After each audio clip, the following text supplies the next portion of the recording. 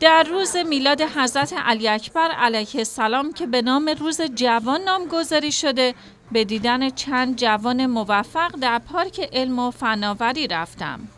34 سالم هست، تحصیلاتم هم ارشد مهندسی مکانیک گرایش ساخت و تولید از دانشگاه علم و صنعت تهران هستم.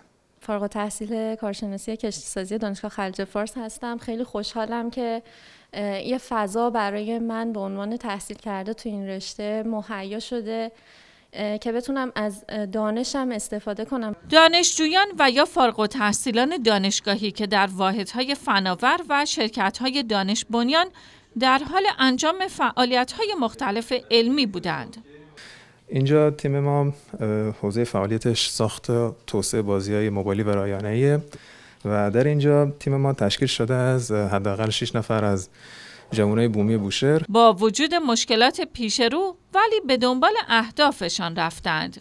یکی از اهداف بلند مدت من حضور در یک آزمایشگاه بهداشت حرفه‌ای بود که حالا با توجه به تلاشایی که توی 10-12 سال گذشته انجام شد، خدا رو شکر من الان حدوداً 3 سال هست که توی آزمایشگاه بهداشت حرفه‌ای به عنوان مسئول فنی آزمایشگاه دارم فعالیت میکنم. شغلم رو خیلی دوست دارم، واقعا با دل و جون دارم تلاش میکنم. میگویند روی جوانان میتوان حساب کرد، همان گونه که بارها توانایی‌های خود را نشان دادند. خواهشی که دارم واقعا اینه که ریسک رو برای ما جوانا کم کنن، از بیمه گرفته تا مالیات تا همه سازمان‌ها یه جوری یه برنامه بچینن که ریسک برای ما جوانا کم بشه، مخصوصا اونایی که اول کارن. شاید در ابتدای کار مسیر خیلی سخت و دشوار بود، یه سری سختی‌ها رو باید تحمل کرد که از یه سری موانع عبور کرد. شکر خدا ما این سختی‌ها رو به جون خریدیم و شکر خدا تا الان تونستیم مسیرت موفقیت رو به خوبی طی کنیم.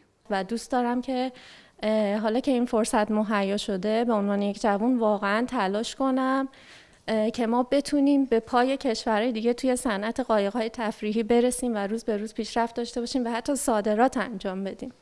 با بها دادن به جوانان و استفاده از ایده‌ها و طرح‌هایشان می‌توان به توسعه و پیشرفت کشور کمک کرد.